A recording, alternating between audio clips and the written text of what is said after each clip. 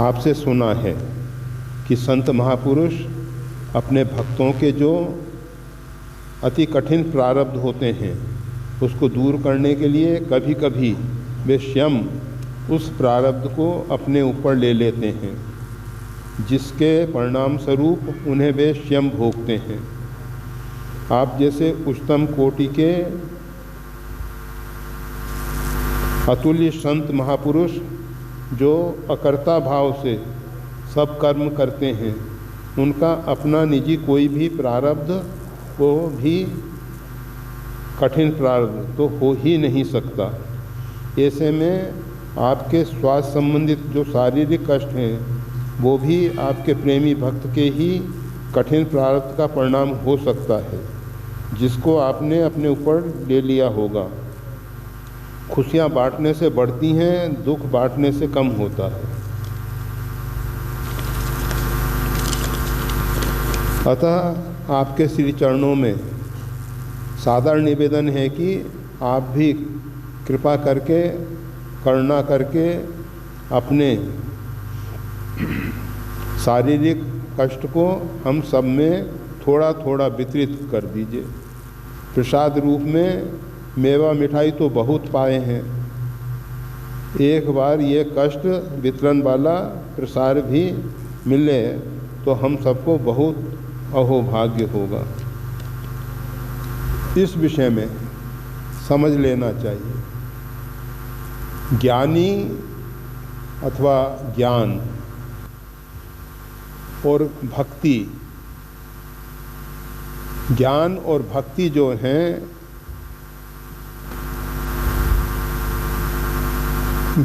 दग्ध कर्मा नाम, हमारे संचित और क्रियमान दो प्रकार के कर्मों को दग्ध कर देते हैं।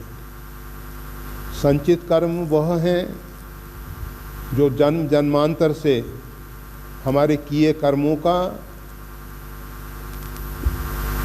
इकट्ठा भंडार भरा हुआ है। प्रारब्ध वह है जो एक जीवन के लिए भोगने के लिए हमको दिया गया है, और क्रियमान वह है जो वर्तमान में हम कर रहे हैं। जैसे किसान खेत में बीज बोया है, फसल तैयार हो रही है, ये क्रियमान कर्म है। फसल तैयार होके आ गई है, उसको घर में या गोदाम में जहाँ कहीं रखने की व्यवस्था है वहाँ रख दिया गया है। यह है संचित कर्म। और उसमें से जो एक साल खाने के लिए अन्न अलग कर दिया गया है उसका नाम है प्रारब्ध। तो जो एक साल के लिए अर्थात एक जीवन के लिए कर्म का भोग भोगना है उसको कहते हैं प्रारब्ध।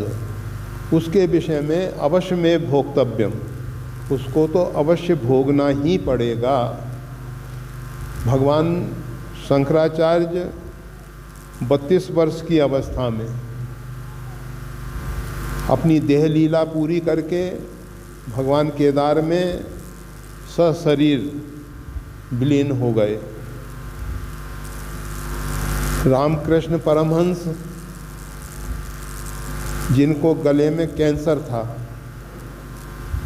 उसकी पीड़ा भोगे, उसके साथ साथ माधवदास जी और भक्तमाल में और भी संत भक्तों के चरित्र हैं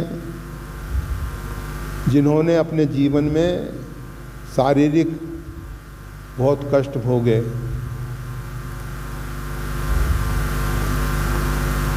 राजकोट में एक महात्मा दुखी श्याम बापू, उनका नाम ही दुखी श्याम रख दिया। नाम तो कुछ दूसरा था परंतु दुखी श्याम किसी न किसी प्रकार के कष्ट भोगते रहे।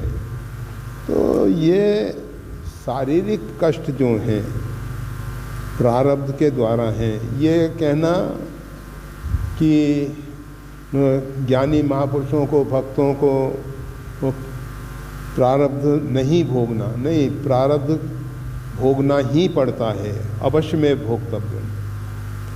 और जहाँ तक दूसरों के कष्ट लेने की बात है,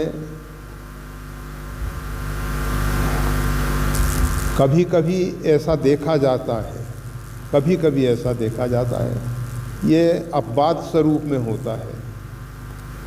बहुत विरल केस ऐसे होते हैं, साधारण रूप में ऐसा नहीं होता है कि दूसरे के प्रारब्ध को स्वयं अपने ऊपर ले लिया जाए, पर कभी कभी ऐसा होता है।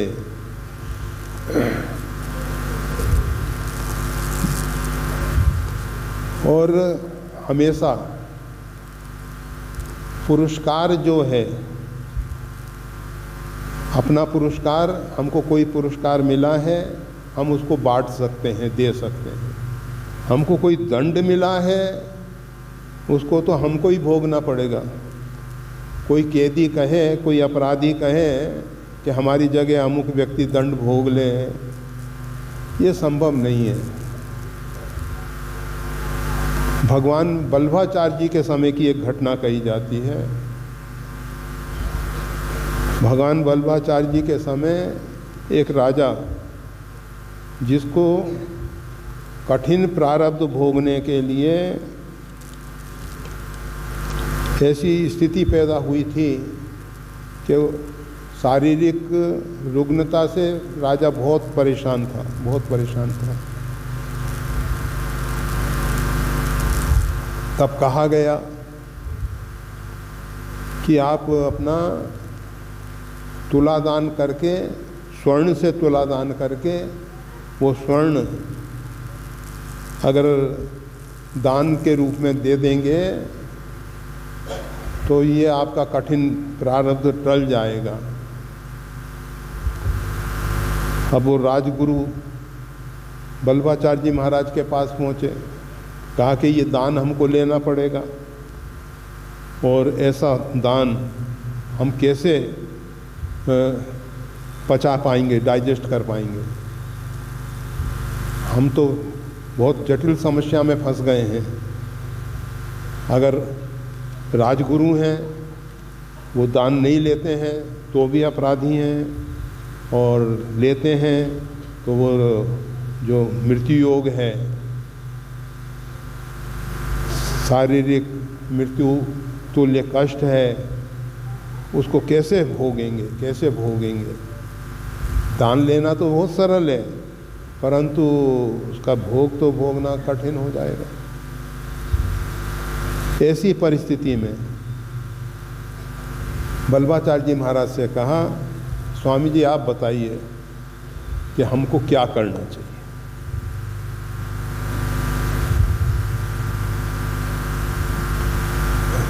राजपुरोहित जी की बात सुन के श्री बल्लभाचार्य जी महाराज ने कहा,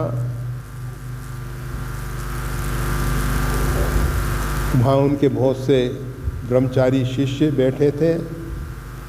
कहा कि आप में से किस किस ने गायत्री के कितने कितने पुरुष चरण किए हैं।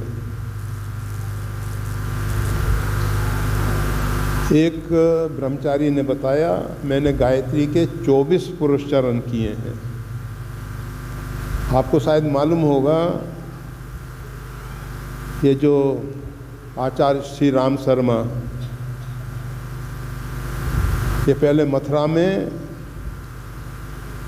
बहुत गायत्री के पुरुषचरण किए थे। पहले मथुरा में ही इनका आश्रम था, बाद में हरिद्वार में ब्रह्मवर्चस्व इत्यादि का निर्माण हुआ, तो उन्होंने गायत्री के बहुत पुरुषचरण किए, बहुत पुरुषचरण किए।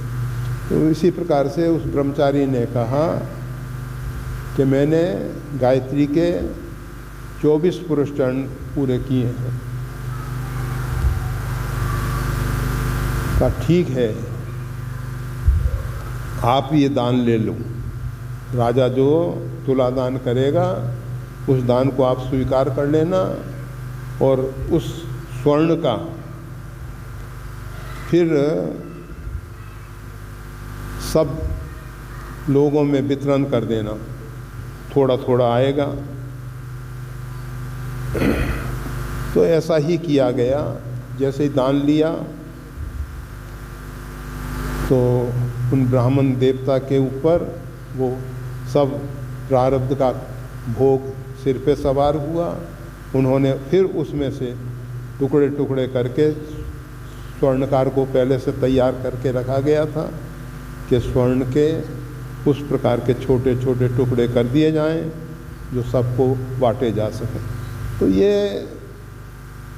संभव था, परंतु प्रारब्ध में जो रोग इत्यादि के रूप में कठिन प्रारब्ध है उसको बांटा नहीं जा सकता, उसको नहीं बांटा जा सकता कि जितने लोग हैं या जितने भक्त हैं या जो स्वीकार करने वाले भक्त हैं उनको रोग बांट दिया जाए, वो संभव नहीं है। लिखा है कि प्रसाद रूप में मेवा मिठाई तो बहुत पाते हैं, एक बार ये कष्ट वितरण वाला प्रसाद भी मिले जो हम सबका बहुत अहोभाग्य होगा। तो हम नहीं समझते कि बहुत बड़ा अहोभाग्य आप पा सकेंगे, वो नहीं बट पाएगा, नहीं बट पाएगा। धन्यवाद। श्री गुरुदेव की वाणी का और ज्यादा लाभ लेने के लिए कृपया हमारे चैनल को लाइक और सब्सक्राइब करना ना भूलें। चैनल का लिंक डिस्क्रिप्शन बॉक्स में उपलब्ध है। जय श्री राम।